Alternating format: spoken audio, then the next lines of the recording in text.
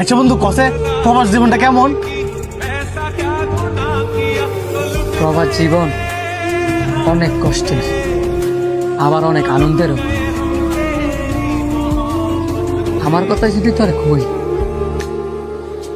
বান্দা গরুর মতো। বান্দা গরুর মতো? কি কস? গরুর মালিক দেওয়াস না, গরুর ঘাস খাওয়াবার লেগে ক্ষেতের মাঝখানে খোলা দিয়ে, ঝড় নাই বৃষ্টি নাই, গরুর কিন্তু বান্ধা অবস্থায় ওই জায়গাতে থাকে, লড়ার কোনো সুযোগ নেই। সন্ধ্যা হইলে মালিক আসে, তারপর গরুটা নিয়ে যায়।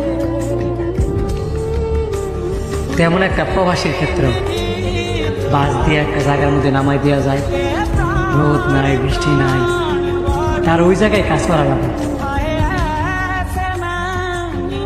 আবার যখন দিন শেষ হয়, তখন বাস এসে তারা রুমে নিয়ে যায়। এইভাবে চলে একটা প্রবাসীর জীবন। প্রবাস জীবন এত কষ্টের? সবাই তো আর কষ্ট করে না রে, যার কপালে আছে কষ্ট এত কষ্ট করবই, আর যার কপাল বালা এত ভালোই। আচ্ছা বন্ধু তুই থাক, আমি তোর পরে ফোন দিব না।